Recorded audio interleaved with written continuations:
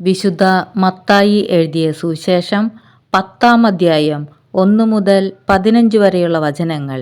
അപ്പസ്തോലന്മാരെ അയക്കുന്നു.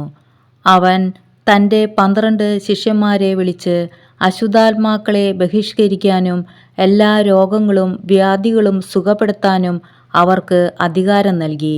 ആ 12 അപ്പസ്തോലന്മാരുടെ പേരുകൾ: ഒന്നാമൻ പത്രോസ് എന്ന് വിളിക്കപ്പെടുന്ന ശിമിയോൻ, അവൻ്റെ സഹോദരൻ അന്ത്രയോസ്, സെബദിയുടെ പുത്രനായ യാക്കോബ്, അവൻ്റെ സഹോദരൻ യോഹന്നാൻ, പീലിപ്പോസ്, ബർത്തലോമിയ, തോമാസ്, ചുങ്കക്കാരൻ മത്തായി, ഹെൽപ്പയുടെ പുത്രൻ യാക്കോബ്, തദേവൂസ്, കാനാൻകാരൻ ശിമിയോൻ, യേശുവിനെ ഒറ്റിക്കൊടുത്ത യൂദാസ്കറിയാത്ത. ഈ 12 പേരെയും യേശു ഇപ്രകാരം ചുമതലപ്പെടുത്തി അയച്ചു: നിങ്ങൾ വിജാതിയരുടെ അടുത്തേക്ക് പോകരുത്, സമരിയാക്കാരുടെ പട്ടണത്തിൽ പ്രവേശിക്കുകയുമരുത്. പ്രത്യുത ഇസ്രായേൽ വംശത്തിലെ നഷ്ടപ്പെട്ടുപോയ ആടുകളുടെ അടുത്തേക്ക് പോകുവിൻ. പോകുമ്പോൾ സ്വർഗരാജ്യം സമീപിച്ചിരിക്കുന്നു എന്ന് പ്രസംഗിക്കുവിൻ.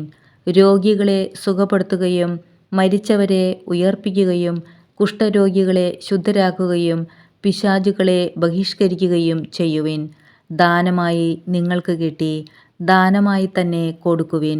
നിങ്ങളുടെ അരപ്പട്ടയിൽ സ്വർണമോ വെള്ളിയോ ചെമ്പോ കരുതി വയ്ക്കരുത്.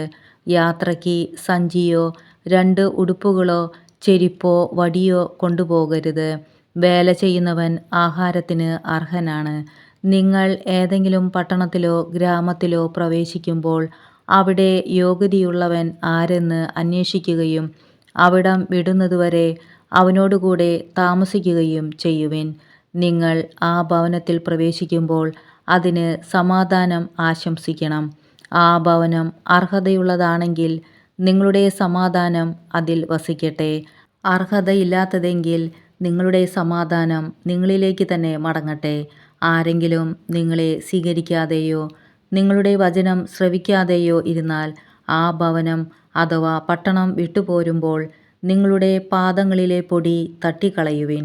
വിധി ദിവസത്തിൽ ആ പട്ടണത്തേക്കാൾ സോദോം ഗൊമോറ ദേശങ്ങൾക്ക് കൂടുതൽ ആശ്വാസമുണ്ടാകുമെന്ന് സത്യമായി ഞാൻ നിങ്ങളോട് പറയുന്നു.